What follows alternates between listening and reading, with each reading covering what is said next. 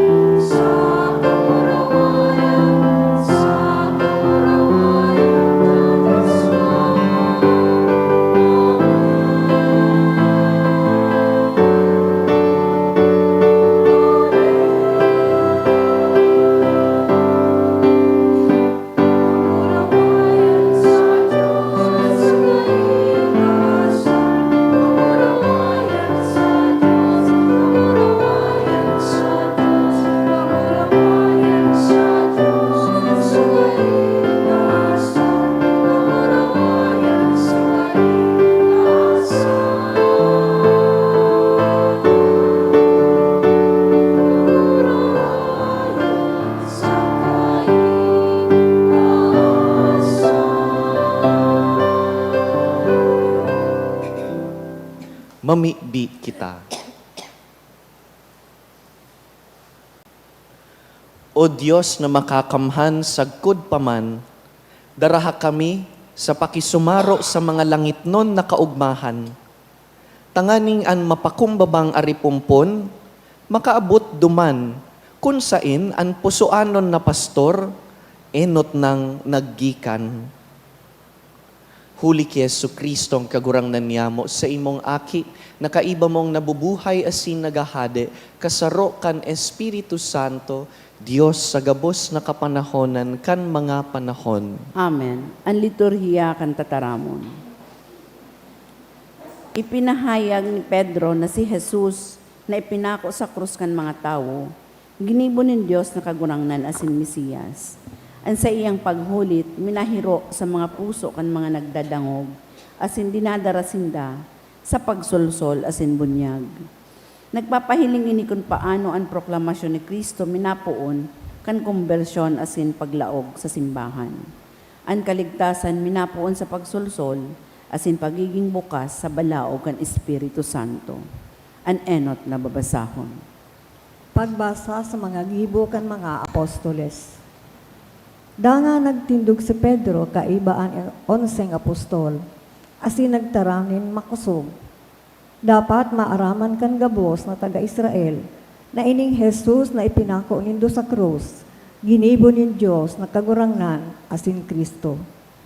Kan madangog ini kan mga tao na purisaw sindanin marahay, kaya hinapot ninda si Pedro saka ang ibang mga apostol. Mga tugang, ano ang dapat may gibuhon? Sinimbag sinda ni Pedro, magbakli ka mo saka magpabunyag ang lambang saro sa endo sa ngaran ni Hesu Kristo. Tanganing patawadon ka mo, dangan aakoon nindo ang Espiritu Santo. Huli ta para sa endo ang panugang ininin Diyos, saka sa mga aki inindo asin para sa mga nasa harayo, sa gabos na inaapod kan kagurangnan tang Diyos. Sinador sinda ni Pedro saka hinulitan. Ligtasan nindo ang sa indong sadiri sa maraot na henerasyon na ini. Ang mga nag-ako kan sa iyang tataramon, ginunyagan. Kan aldaw na ito, mga 3,000 katao ang nakalagdag sa mga paratubol. Ang tataramon kan kagurangnan. Salamat sa Diyos. Ang kagurangnan sa kong pastor, daing magkukulang sa ko. Ang kagurangnan sa kong pastor, daing magkukulang sa ko. Ang kagurangnan, iyo ang sakong pastor, daing anuma na magkukulang sa ko, pinapahingalo niya ako sa mga berweng sabsaban, asin dinadara niya ako sa mga tubig na malinaw, giraray pinapakusog niya ang sakong kalag. Ang kagurangnan sa kong pastor, daing magkukulang sa ko. Giraray pinapakusog niya ang sakong kalag, pinapanginotan niya ako sa mga dalan katanosan, huli sa iyang ngaran. Maski ako maglakaw sa dalanin kadikloman, daya ako matatakot kagurangnan, huli ta ika sa kong kaibahan, ang sa imong badas asin sugkod, iyo sa ko nag-aataman. Ang kagurangnan sa kong pastor, daing magkukulang sa ko. Nagaandam kanin sarong bangkete para sa ko, sa atubang niya sa kong mga kaiwal, ang sa kong payo linalahidan mo ninlana, ang sa kong kalis nagsusupay. Ang kagurangnan sa kong pastor, daing magkukulang sa ko. Tutuong ang karahayan saka ang pagkaherak magdadanay sa ko sa gabos na aldaw nin sa kong buhay. Mag-eerok ako sa harong nin kagurangnan, sagkod na ako may buhay. Ang kagurangnan sa kong pastor, daing magkukulang sa ko. Ipinapahayag kan babasahon na ang pagsakit ni Kristo, modelo para sa Kristiyanong gawi. Si Jesus nagtagal ng injustisya na mayong pagbalos, asin ipinagkatiwalaan sa iyang sadiri sa Diyos. Ipinapahiling sa mga paratubod kung paano magsimbag sa pagsakit na may pasensya asin katanosan. Sa paagigan sa iyang mga lugad, ang katawuhan na umayan, asin itong mga nawara, ibinabalik sa pastor, asin para ataman kan sa ilang mga kalag, ang ikaduwang babasahon. Pagbasa sa inot na surat ni San Pedro. Ano ang halaga kung natagalan nindo ang pasakit sa indo, dahilan kansala nindong gibo? Alagad, kung natagalan nindo ang mga pasakit sa indo, mas kitama ang gibo nindo, bibindisyonan kamo nin Diyos. Para sa bagay na ini, inapod kamo nin Diyos. Hulita si Kristo, nagtios man dahil sa indo, sa kanagwalat nin arugan na dapat nindong arugon. Dahil siya nagkasala, dahil nanggad siya nagtaram nin putik. Kan pag-ulog-ulogon siya, dahil siya nagbalos. Kan pinasakitan siya, dahil siya naghuma.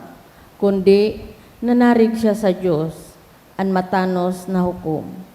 Dinara ni Kristo ang satong mga kasalan sa saiyang hawak, duman sa krus.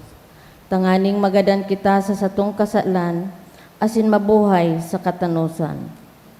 Naumayan kamo hulikan sa iyang mga lugad. Kaidto, garo kamo mga karnirong nagkaralagalag. Alagad, ngunya nagbalik na kamo sa pastor, asin para ataman kan sa indong mga kalag. Tataramon kan kagurangnan. Salamat sa Dios. Ang pagrukyaw kan Santo Ebanghelyo.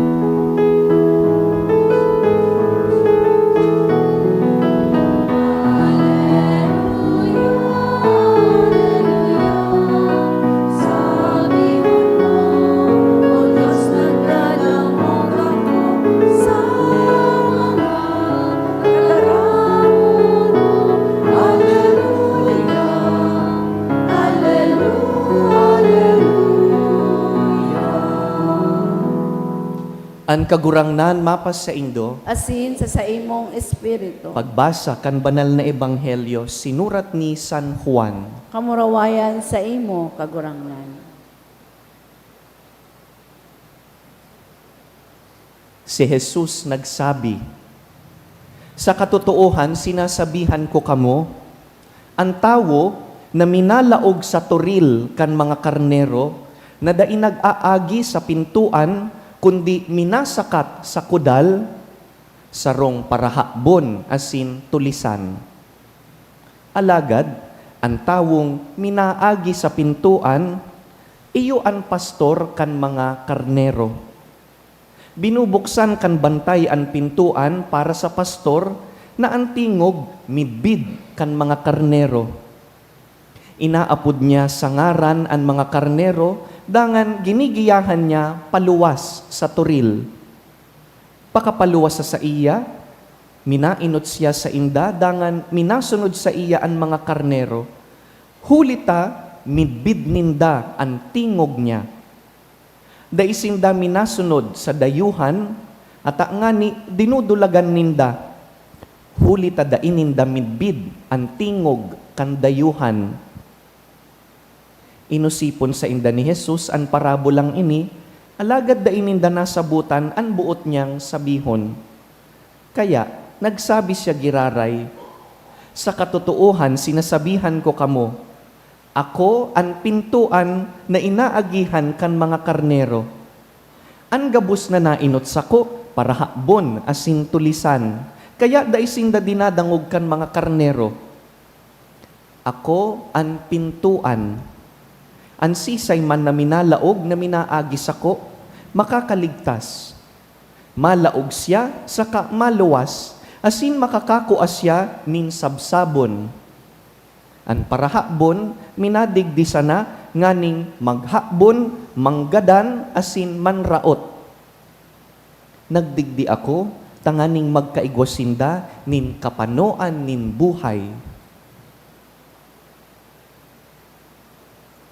Mga tugang marhay na bareta kan kagurangnan.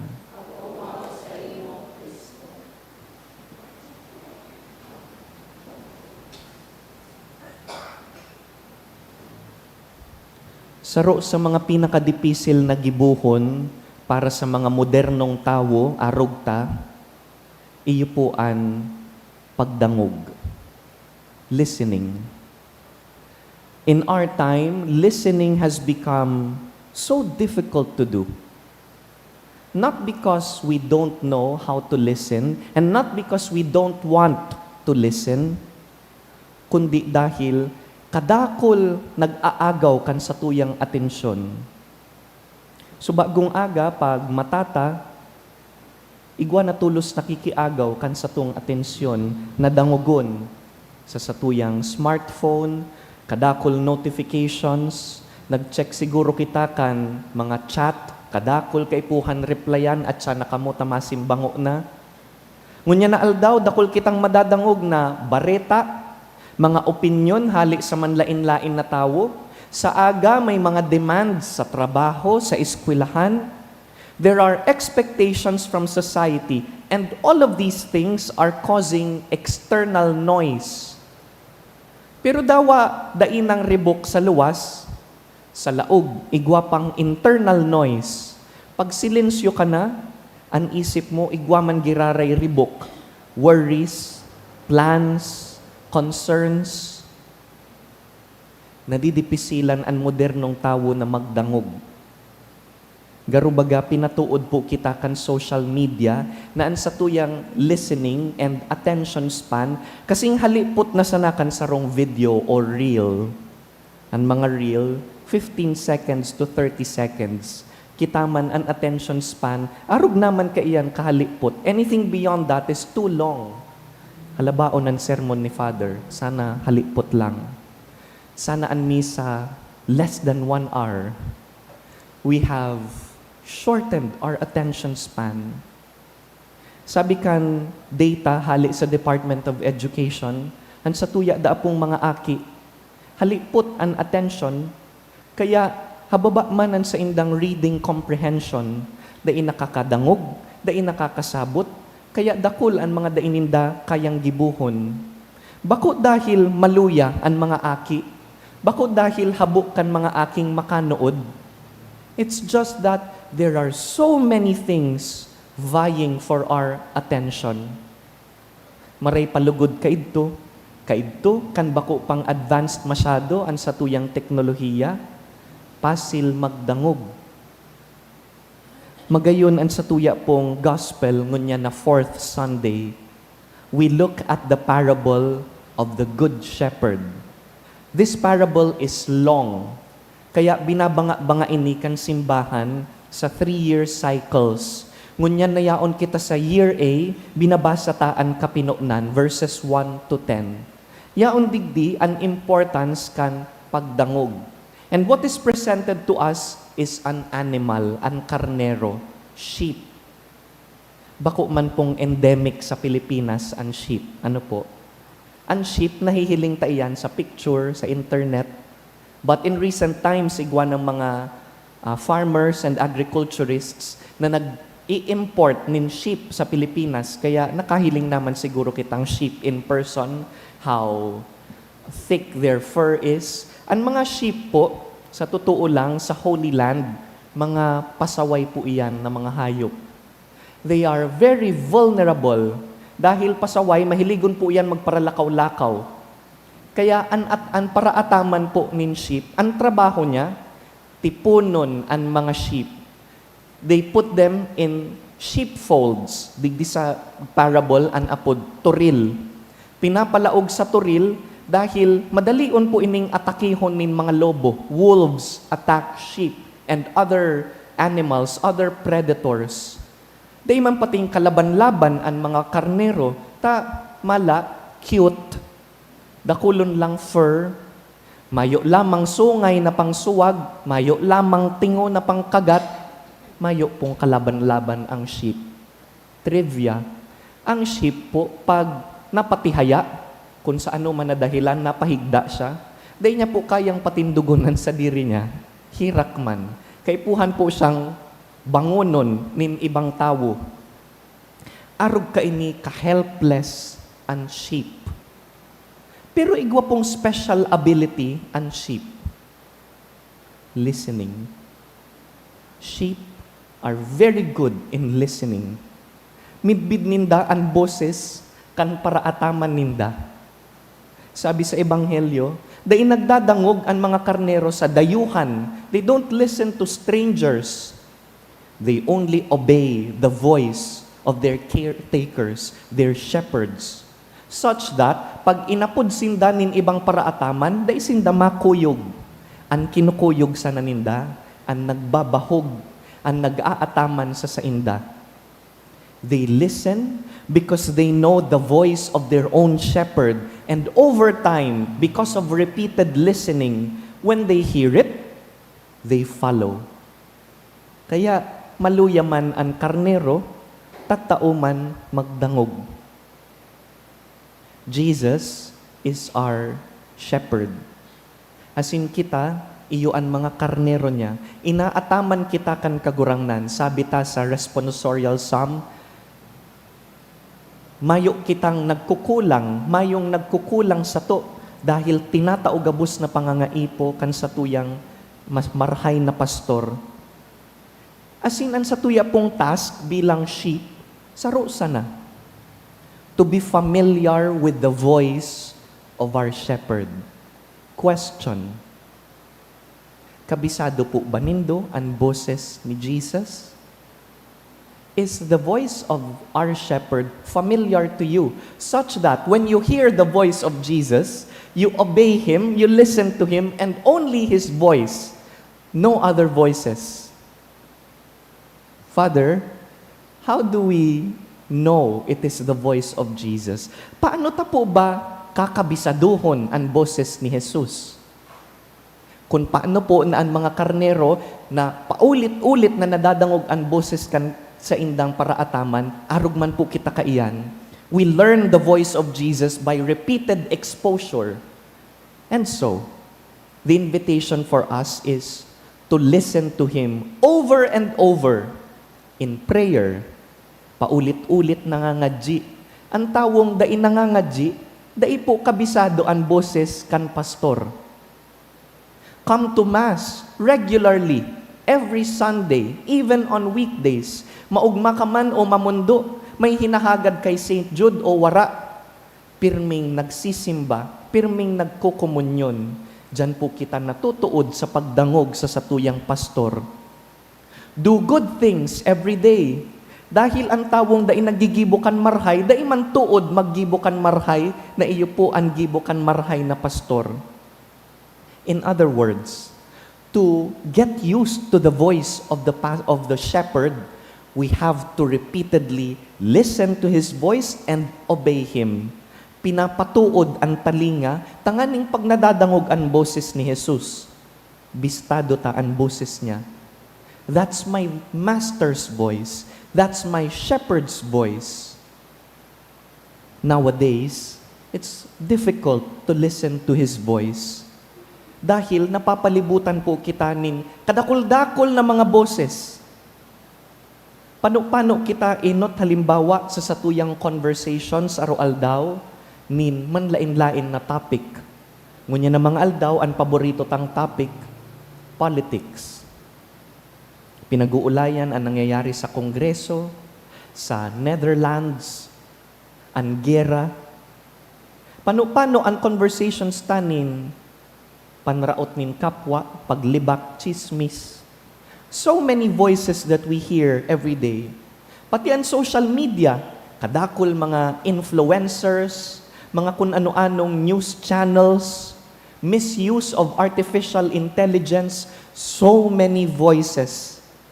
Ano daw kung nadadangog ta pa in this crowd of voices, ang boses kan sa tuyang pastor, ang boses pati kan pastor na ini, soft.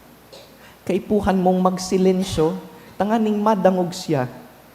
Di naman pati kita tuod na magsilensyo. Dikit lang na minutong butasan ang cellphone, dikit lang na minutong magsilensyo, we feel uncomfortable. We want to fill up our silence. Sa misa, pinapatuod kitang magsilensyo giraray, na daimalingawan ang skill of silencing. Dahil sa silensyo, dyan po nadadangog ang maluwayon na boses kan pastor. And so, an important skill of sheep is listening and discernment. Kaya, mag-atid-atid, kinikilatis ang nadadangog online. When you watch something online, you ask, you pause, is this true? Dahil po pagtubudon, gabos na nahihiling sa internet. mag-research, maghapot, aramon, i-google, totoo ba ini? Kunigwang sarong bagay that provokes your emotion, and social media pati, ini-evoke an emotion ta because the more angry you are, the sadder that you are, the more engaged you are with the content. Heart, wow, angry, sad, share. Kumikita po sila sa ating emosyon. The next time that you are about to share something, ask, isi-share ko ba ini ta makakatabang sa iba? O isi-share ko ini tanganing paribok sa iba? Data na po pagparibokon ang social media. Let us be agents of peace, goodness online. And when we make decisions, do not rush. Pause and ask, Lord, halik ba ini sa imo? Ika po ba ang nagtataramdigdi? Ika ba ang nagbubusol sa ko nagibuhon ini? A good Christian knows how to listen. Nagdadangog. Father, paano may po maaraman kung boses iyan ni Jesus? Kung ang boses na iyan, tinutokdoan kang mag-utik, magdaya. If a voice is teaching you to be dishonest, if it leads you to falsehood, para sagin-sagin, nagtatago, bako po iyan boses kan marhay na pastor. If a voice is teaching you to destroy other people, to malign others, to come from hatred and violence, sabi digdi sa Ebanghelyo, ang estranghero na naglalaog sa turil, mayo siyang ibang gustong gibuhon kundi tabagon ang mga karnero, to kill them, to steal from them. Kung arog po kaya ng boses, you can be sure it cannot be the voice of the shepherd. The voice of our shepherd is gentle and kind, and it asks you to be gentle too, to be kind to others. The voice of the shepherd will teach you to be patient and understanding and accepting of others. The voice of the shepherd will teach you not to judge others. It will teach you to expand your horizon and your understanding. It will lead you to goodness and life and truth. Pasil pong maaraman kung ang boses na nadadangog mo, boses kan pastor. It leads you to peace, to life, to goodness. And so, dear friends, this is the invitation for us. On this fourth Sunday of Easter, kabisaduhon ang boses ni Jesus. So that when you hear it, you know it's His voice. And when you hear other voices, you know that it is not His. Am I so close to Jesus? Have I grown in deep intimacy with my Master, with my Shepherd, that I know His voice? That when I hear it, I follow Him, I obey Him. Kagurangnan, gusto ko pong makabisado ang boses mo. Tanganing ikasanaan pagdangogon ko, ikasanaan sunodon ko. Hear the voice of Jesus. Master it. Acknowledge and follow His voice. Magilugod kitang marhay na mga karnero, tattaong magdangog.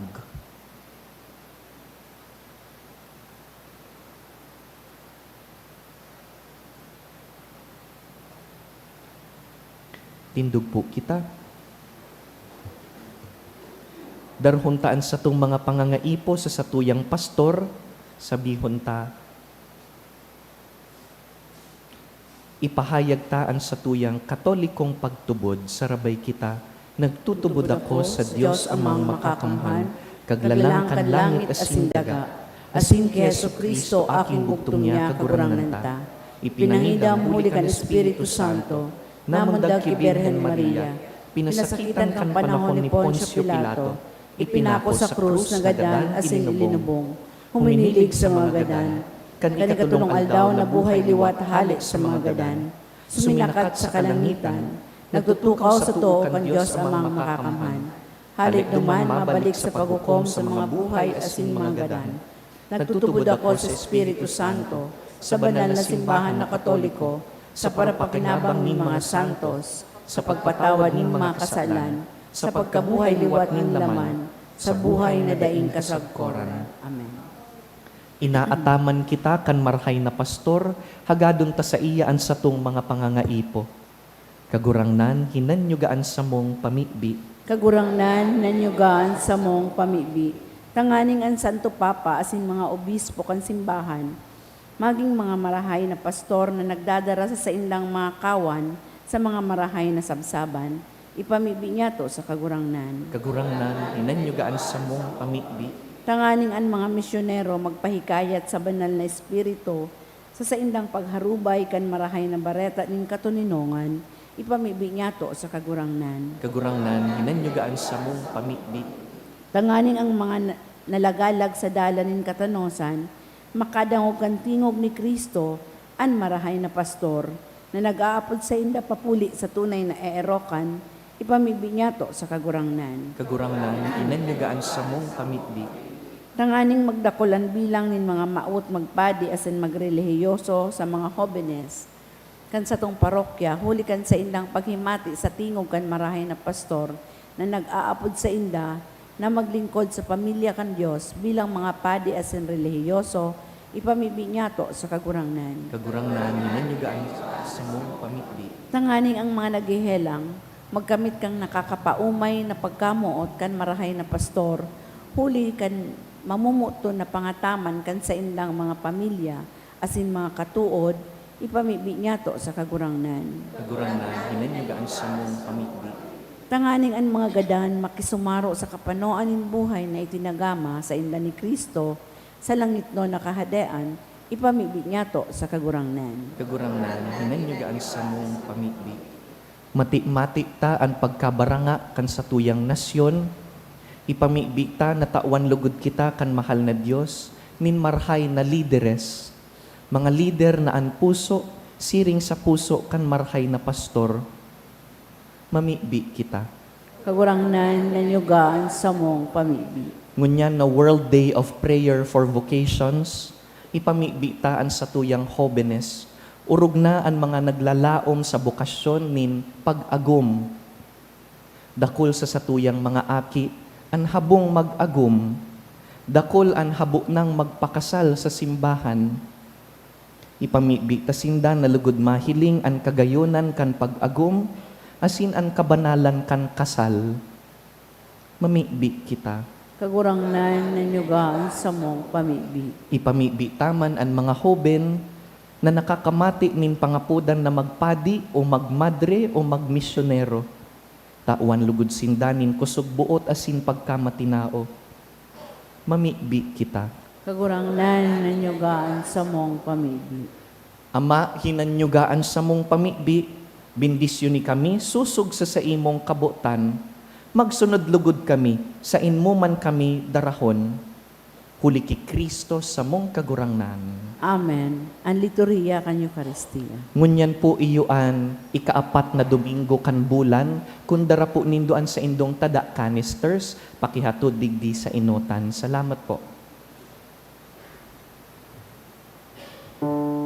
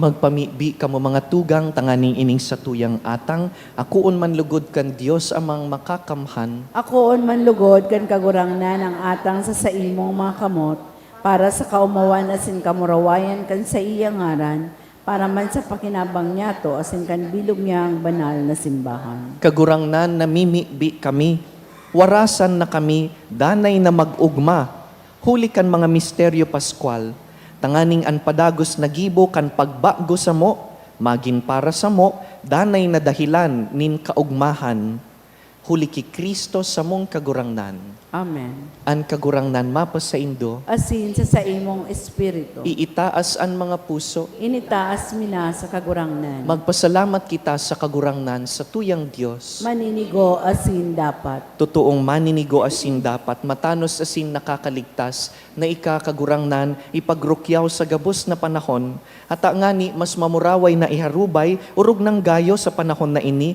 na si Kristo sa mong Paskwa, idinulot na sakripisyo. Huli ta sa pagkarumpag kan lumang pagkabuhay, ang gabos na isinikwal, binabago. Asinan karahayan kan buhay, ibinabalik sa mo ki Kristo. Kaya, sa labilabing kaugmahan kan Paskwa, naguugmaan gabos sa bilog na kinaban, patingan ni an langit no na bertudes asin angheles na potestades, nagaawit kan imno kan sa imong kamurawayan, daing tapos na nagsasabi.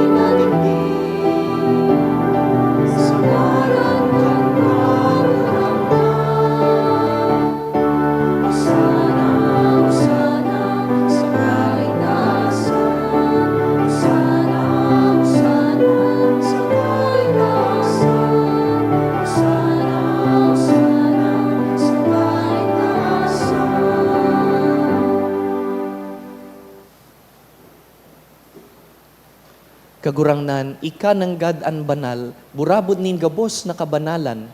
Kaya ining mga atang namimibi kami, pabanalakan ambon kan sa imong espiritu, tanganing para sa mo, maginhawak asin dugo, kan sa mong kagurangnan na si Yesu Kristo. Kan siya sa rugaring niyang buot, pinasaluiban sagkod sa pasyon, nagkuasyanin tinapay, asin nagpasalamat, binaak, dangan tinao sa iyang mga disipulo, naan sabi, mag-ako kamugabos sa sin magkakan kaini, ta iniyan sa kuyang hawak, na idudulot para sa indo.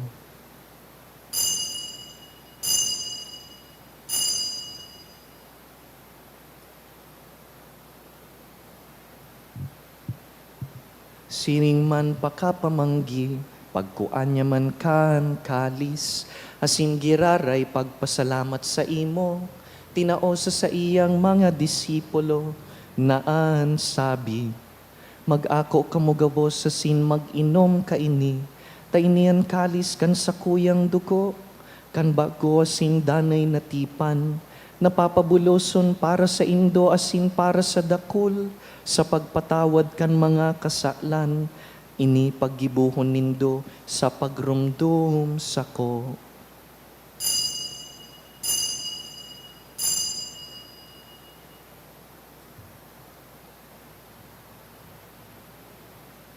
Misteryo kan pagtubod,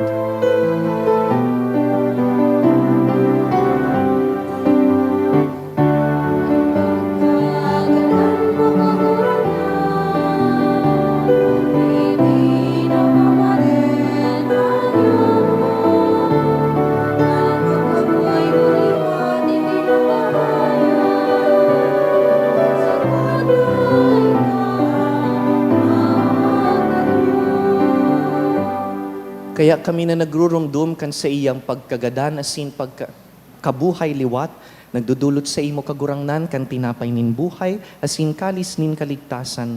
Nagpapasalamat na pinapagkanigo mo na mag-atubang asin maglingkod sa imo. Asin nakikimaherak kaming nag-aarang, na kaming nagpapakinabang kan hawak asin dugo ni Kristo, pagsararoon kan Espiritu Santo. Ginumduma kagurangnanan sa imong simbahan na nakalakop sa bilog na kinaban.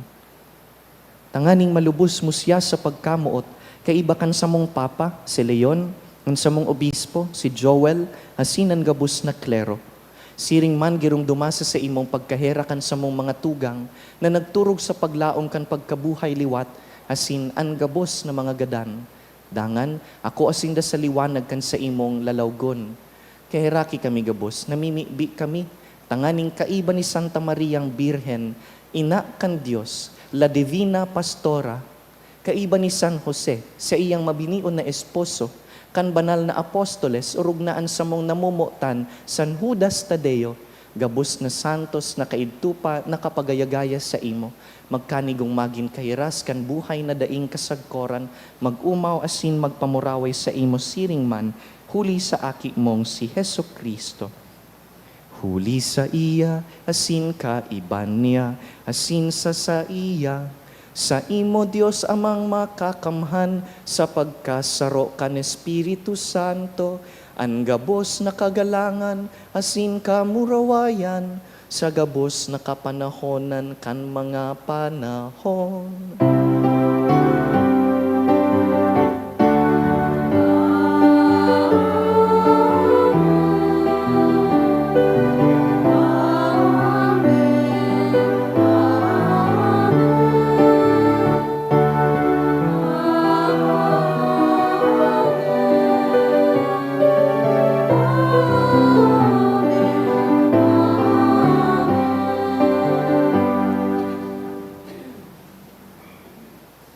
Awiton tapo an pamibi na itinukdo kan sa tuyang marhay na pastor.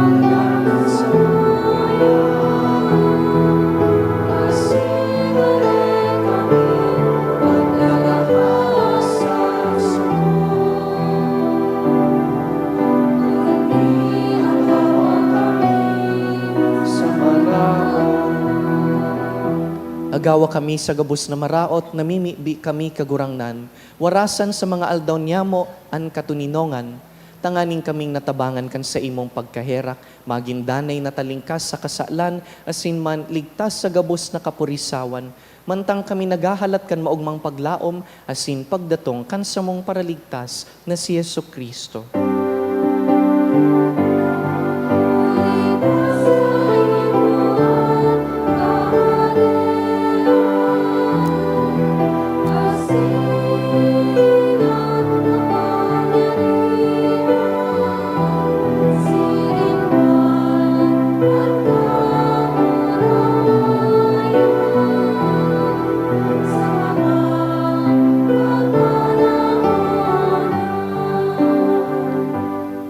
Kristo ang kagurangnan, ika na nagsabi sa imong apostoles, katuninongan iwinawalat ko sa indo, ansa kong katuninongan itinatao ko sa indo.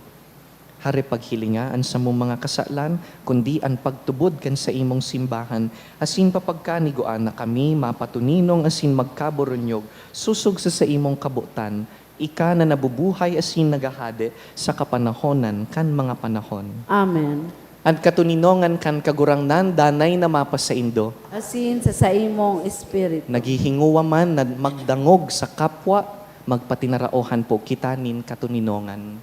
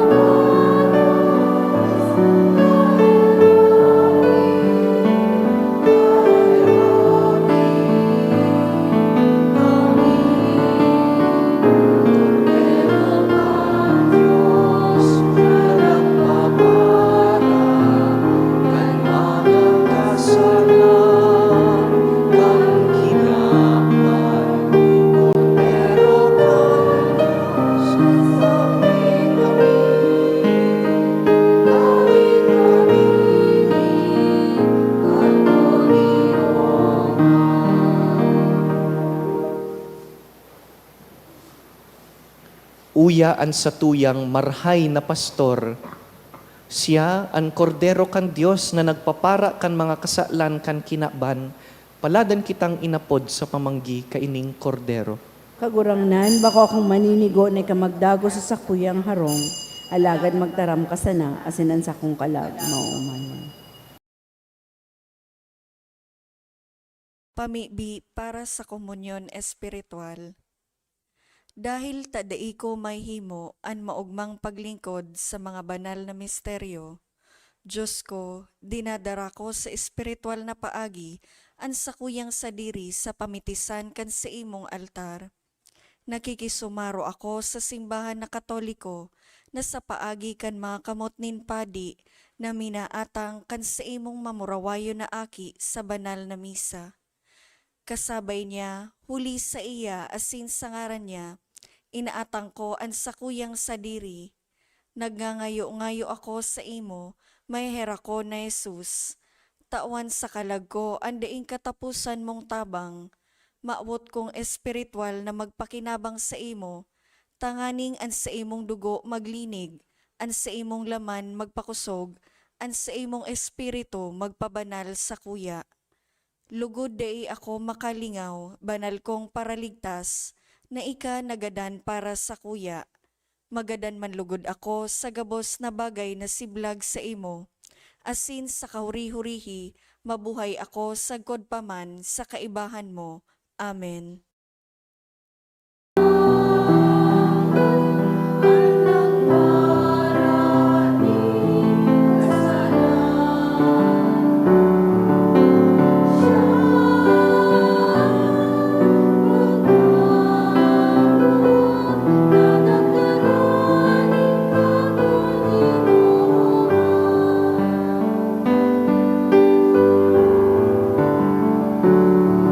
Sa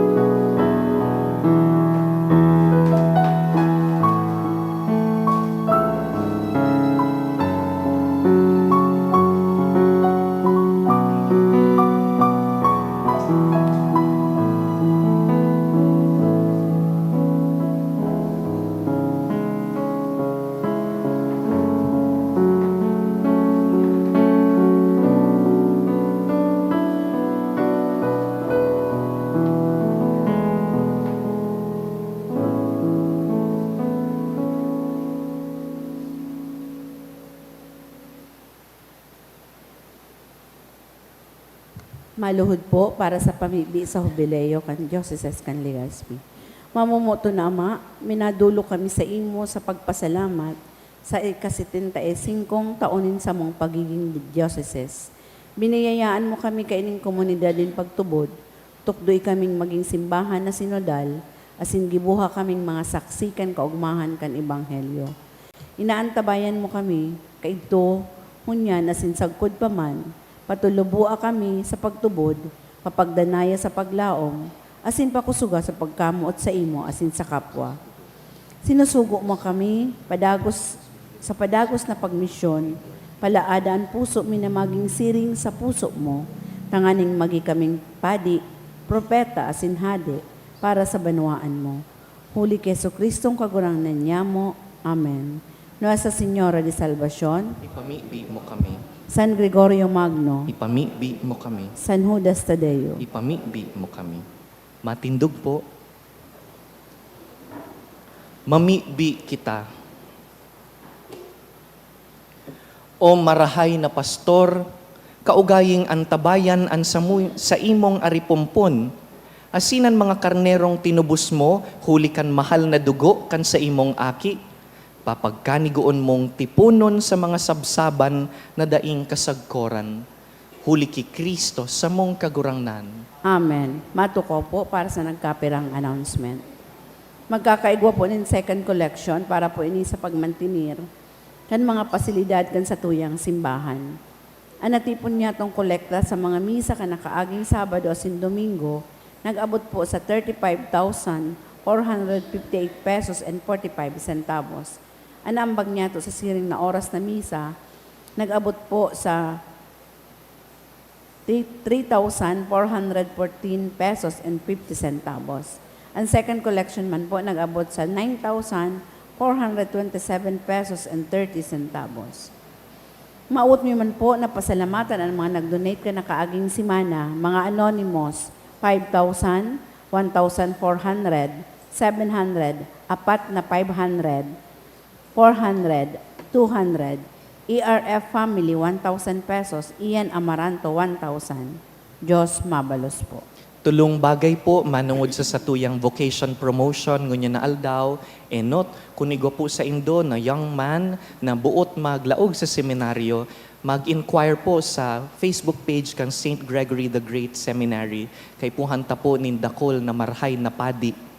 Ikaduwa, pakisabay po permisa sa indong mga pangadji, an mga padi, an mga religyoso, mga nagpapadi, nagmamadre, mga misyonero, nalugod tabangan sindakan mahal na Diyos, urog na sa indang challenges na inaagihan. Asin ikatulo, kunigo po kamong capacity, may kakayahan na magtabang, magpa-eskwela, be it a one-time donation or pledges para sa mga nagpapadi. Please let us know dyan po sa parish office. Dakul po kitang pwedeng gibuhon to promote vocations in our midst. Tindog po kita. An kagurangnan mapas sa Indo, Asin sa imong espiritu. bendisyonan po kamo kan marhay na pastor, an Ama, asinan Aki, asinan Espiritu Santo. Amen. Tapos na an misa, lakaw, magdangog ki Jesus sa arualdaw. Salamat sa Diyos.